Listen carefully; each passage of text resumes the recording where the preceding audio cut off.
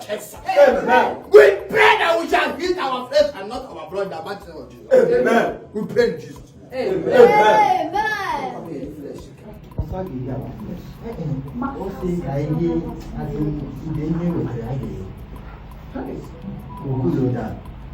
Jesus kita wakana saka pote singapore. Amen.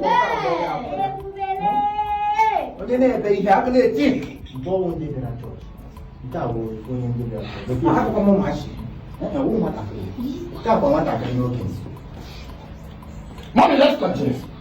Amen. Amen. You know, this God is a sweet. He's a sweet God because he's been terrible because I am that I am the God that answered by fire. He shall answer your fire in the mighty name of Jesus. God said, let's go to the world and drink water of serpent and stop. We shall drop back to this world in Jesus. Amen. Amen. Amen. You know, you don't jump up to this. Open John chapter 6 verse 3. It says that you have read it, close it. I have the Bible after the bill. Just as it says, let there be peace of the Lord in the God of Almighty. Amen. Amen.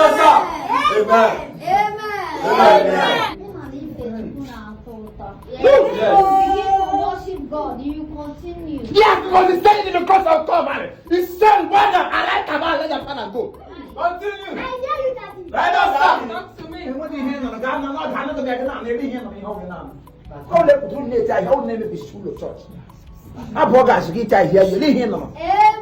Amen. So, because one more for the woman, he will be a one came out. Don't keep mobile. Imagine in a time, only the living bread. So, what I know, Mama, I say, we come all on the line. Nalare na bunyawa, Nalare na bunyawa, Alu free, Alu lenendo, Nalare. Alu free, alu lenendo, no, because I will need you forward. One person in my pelon again. I'm bowing and not all the bed of me. Because, but one person is a all them. Amen. Amen. I will need receive in all money.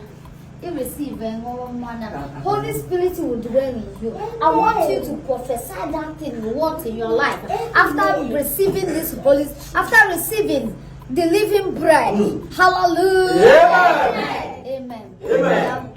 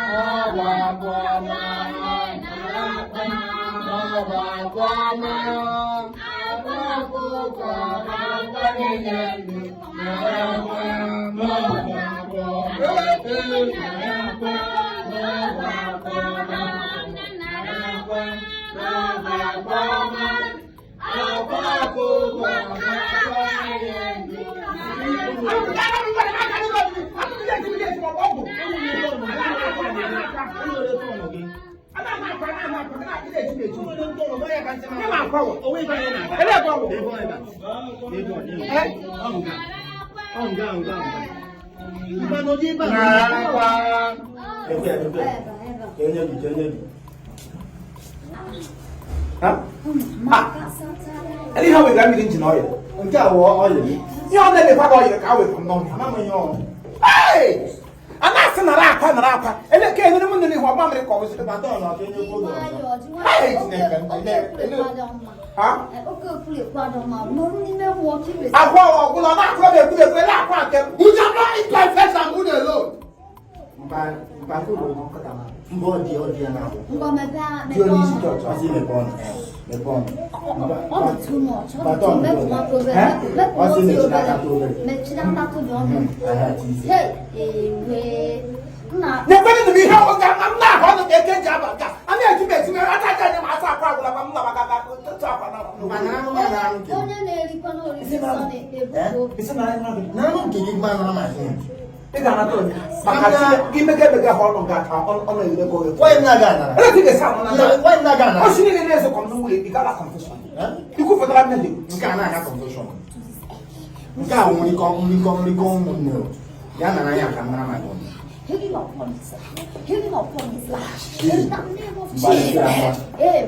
Amen.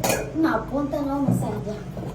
Vende tu ya hasa malta, gini. Ha. Madam, they're telling me how we get you under getting knowledge. Compose yourself. What's he compose? We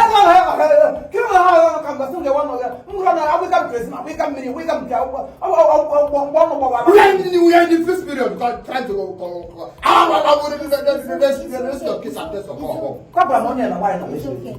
The one that was sleeping now. The meaning of my team is now go like. Never probably does that matter if I put alone? I pray for divine healing. Position aside. Amen. Divine healing upon you. Ah, but come on. Oh, I want. Ah, but oh, I want. Okay.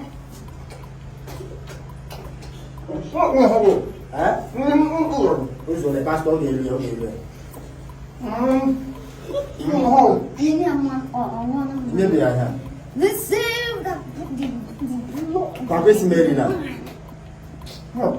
Mr. Man, come close. Pele you name on no time. I say be close, come close. Come no time. Okay.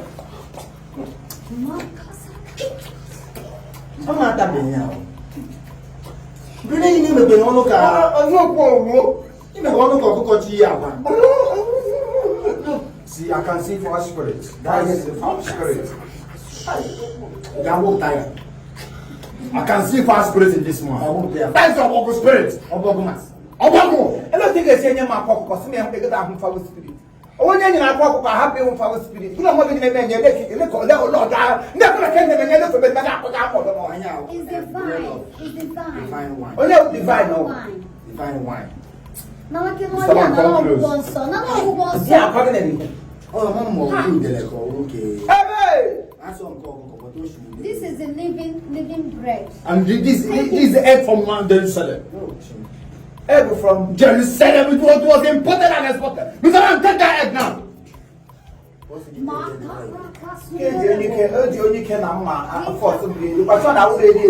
that man close. Bring your father. Brought him Take close. the divine wine. Bring him. If you are the receiver end. We custom there are custom. Why? Potato. Hey, potato. Open your mouth. Can you come back? Okay, I am coaching you. Hey. Bagana man tonight, no, let me not do people push it. I let them get up there. You know why you get man. Maggi. You want to the motor? No, they are Maggi, man. Well, I'm going to give you one. Church, I'm going to church. Let's church. Offering time.